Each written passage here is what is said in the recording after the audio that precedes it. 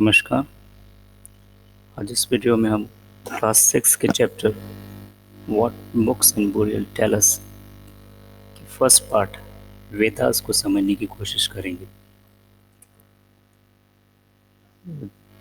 Chapter को समझने से पहले हम थोड़ा उन चैप्टर्स के बारे में जान लेते हैं जो हमने पहले इससे पहले पढ़ लिए हैं। हिस्ट्री में हमने सबसे पहले जो चैप्टर पढ़ा वो what where how and when था।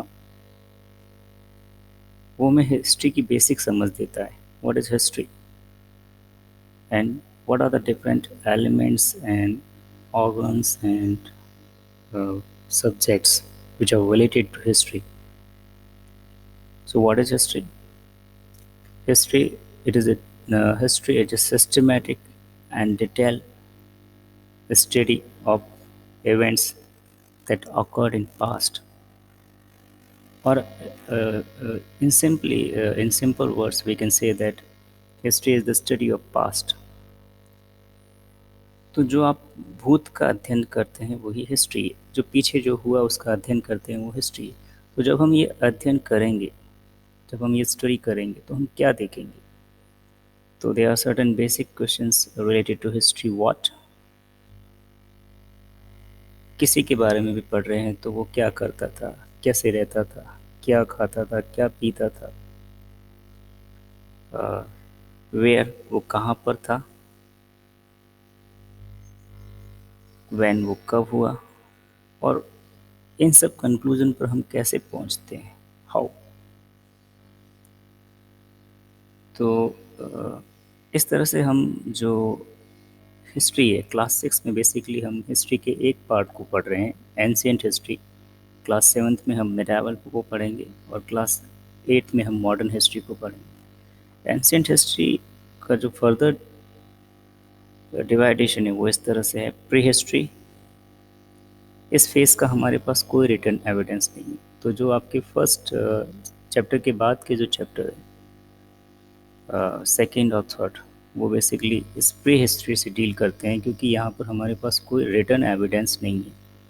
इसे हम प्राग ऐतिहासिक काल भी कहते हैं। बेसिकली एज जो है इस फेस के, उसे हम स्टोन एज कहेंगे। और उसके 3 फेस हैं, पैलियोलिथिक, मेसोलिथिक और नियोलिथिक। जो दूसरा फेस है हिस्ट्री का वो आपका प्रोटो हिस्ट्री है।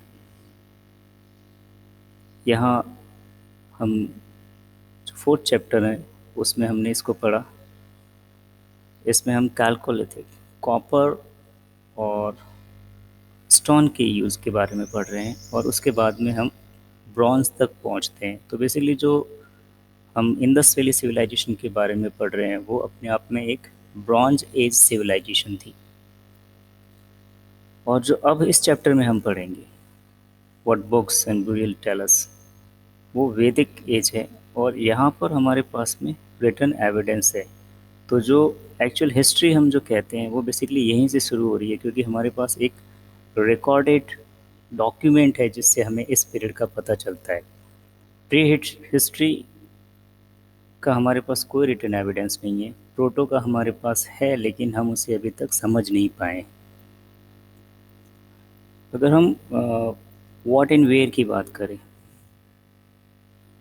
तो यहाँ पर हम हंटर गेदर सोसाइटीज़ या जो लोग हैं उनके बारे में पढ़ेंगे। बेसिकली सोसाइटीज़ उस वक्त तक इतनी डेवलप नहीं हुई थी, लेकिन जैसे नियोलिथिक एज में आपके एग्रीकल्चर शुरू हो जाएगी, कल्टीवेशन शुरू होगा, विलेजेस डेवलपमेंट होना शुरू हो जाएंगे, और उसके बाद हम सिटीज़ की तरफ बढ़ेंगे। तो जो आपका इंडस वैली सिविलाइजेशन आपने पढ़ा वो हमारी आरंभिक या प्रारंभिक शहर थे, और उसके बाद में फिर हम छोटे छोटे राज्य, और फिर इसके बाद हम बड़े राज्य या बिग किंगडम और एम्पायर्स की तरफ बढ़ेंगे। टाइम पीरियड भी थोड़ा हमें इसका सेंस क्रिएट करना है। We have to create the sense of time. जैसा आपने फर्स्ट चैप्टर में पढ़ा वैन में, कि जो टाइम कैलकुलेशन है वो आपके बिफोर कॉमन एरा और कॉमन एरा इस तरह से यूज़ किया जा रहा है। तो अगर हम कैलकुलेशन के बेस्ड पर जाए तो जो आपका स्टोन एज है, जो पैलियोलिथिक है, वो लगभग 90% जो हमारी हिस्ट्री है, 99% हमारी हिस्ट्री को कवर कर रहा है। एग्रीकल्चर लगभग 10,000 साल पहले शुरू हुआ। इंडस वैली सिविलाइजेशन का एग्जिस्टेंस 4,700 ईयर अगो पहले हो गया था। और वैदिक कल्चर है, जो वेद का कंपोज्ड है या कंपोजिशन है वेद की, वो लगभग 3,600 ईयर अगो पहले हुई। अब हम आगे वेदास की तरफ बढ़ते हैं। और वेदास आपकी बुक में भी दे रखा है, ओल्डेस्ट बुक। ये हमारे या जो ह्यूमन हिस्ट्री की जो ओल्डेस्ट रिटन बुक है, उनमें वेदास को गिना जाता है। ये एक तरह से कहे तो हमारा जो हमारी जो कल्चर है, जो हमारा हिंदुज़्म है या जो इंडियन कल्चर है, उसका जो अर्लीस्ट लिटरेरी या रिटन रिकॉर्ड है, इसे आप स्क्रिप्चर्स भी कह सकते हैं। लेकिन आमतौर पर वेदास को श्रुति माना जाता है। ऐसा माना जाता है कि ये अपौरुष है, इन्हें किसी पुरुष ने नहीं लिखा है। ये इनको सुप्रीम पावर के द्वारा कहा गया, फिर सुना गया, और ये ओरली कई जनरेशन तक ट्रांसमिट होते गए, और फिर बाद में इन्हें वैदिक जो पीरियड है उसमें कंपोज किया गया। तो वेद है बेसिकली 4 वेदास है: ऋग्वेदा, सामवेदा, यजुर्वेदा एंड अथर्ववेदा। इन जो वेद है, इनमें आपको क्या मिलेंगे? हिम्स मिलेंगे, जिसे आप सूक्त भी कह सकते हैं। और ये सूक्त देवी देवताओं की प्रशंसा में लिखे गए हैं। फिर जो वेद है, ये इन वेदों में जो हिम्स है, इनके अलावा मंत्र भी है, जिसे आप वर्सेस कह सकते हैं। लेकिन ये जो चारों वेद है, इन सब की विषय वस्तु अलग अलग है। तो अगर हम ऋग्वेद में जो लिखा है उसके बेस पर जिस पीरियड को हम रिक्रिएट करते हैं, तो वो आपका ऋग्वेदिक पीरियड कहलाएगा।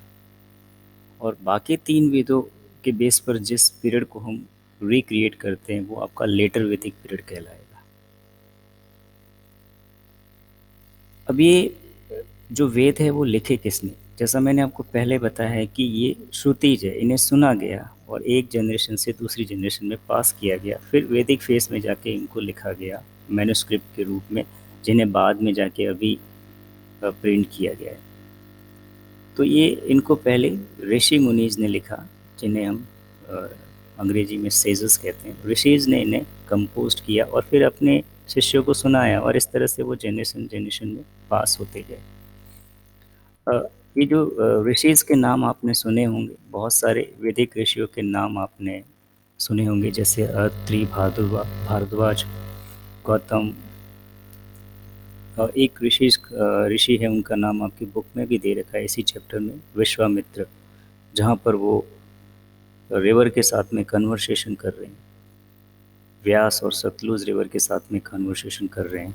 तो ये ऋषिज बेसिकली इनलाइटन पर्सन होते थे, जिनके ऊपर एक तरह से जो सुप्रीम पावर है उनकी ब्लेसिंग्स होती थी, और उन्हें सब कुछ पता रहता था। तो इन ऋषियों ने ही इन वेदों को कंपाइल किया और फिर एक तरह से अपने जो शिष्य है उनको पास किया।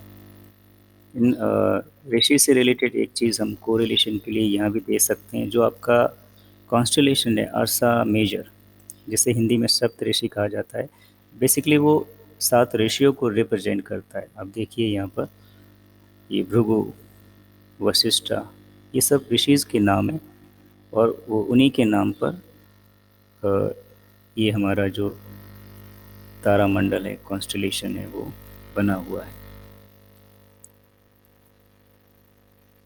जो वैदिक पीरियड का जो टाइम फेज है, वो आपके 1500 BCE, बिफोर कॉमन ईरा, से 600 BCE तक है।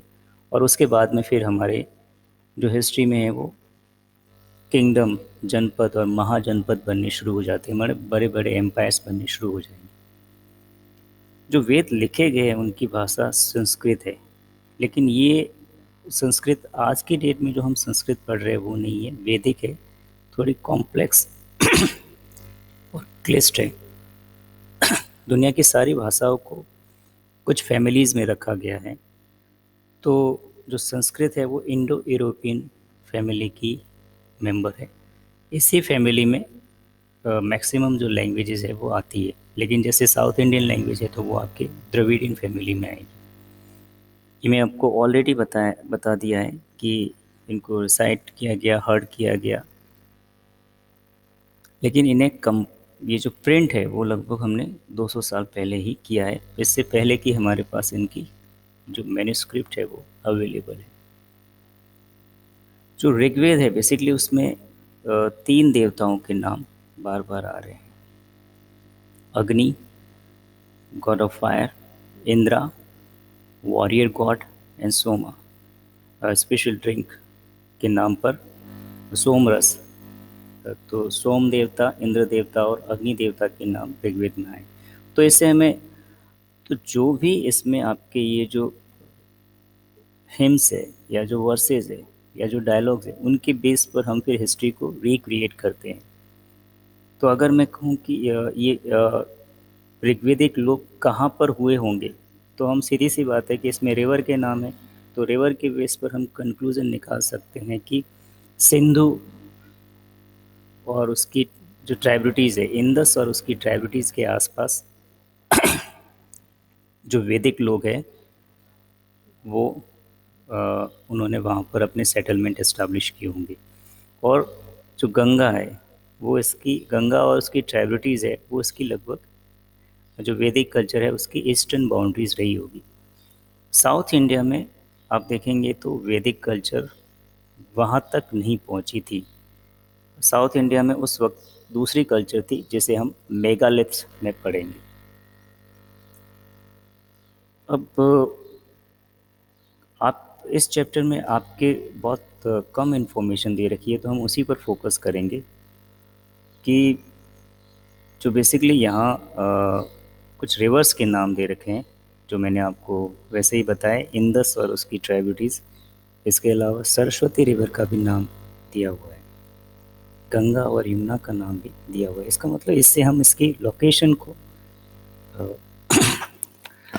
ट्रेस कर सकते हैं कि हाँ ये उस एरिया में ये लोग सेटल हुए होंगे।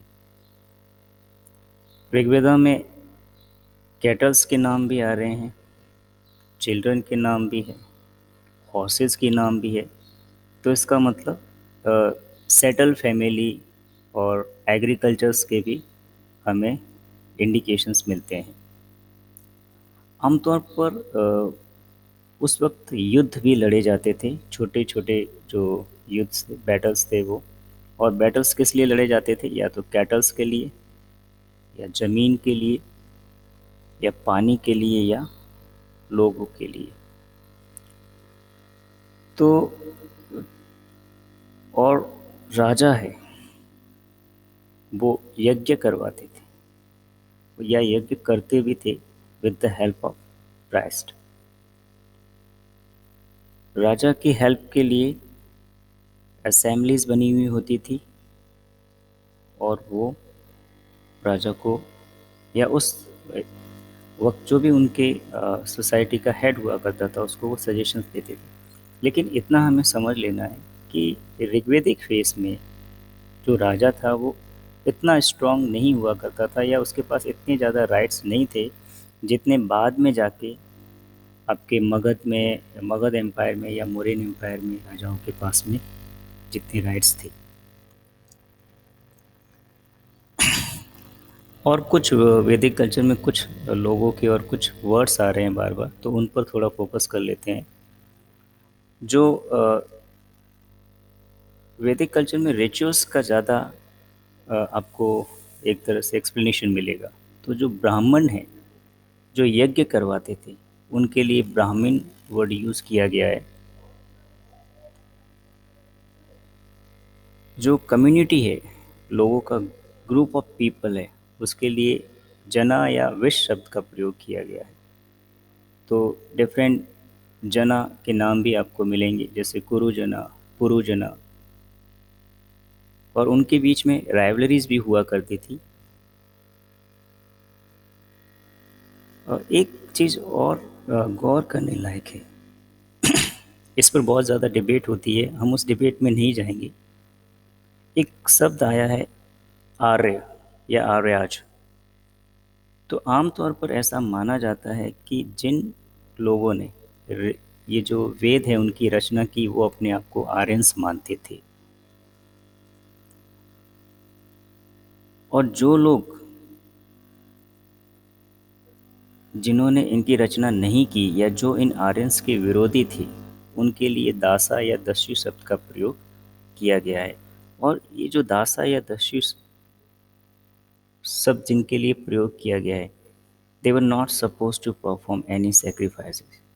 उन्हें यज्ञ करने की अनुमति नहीं थी, और वो दूसरी भाषा, उनकी भाषा भी अलग थी। धन्यवाद।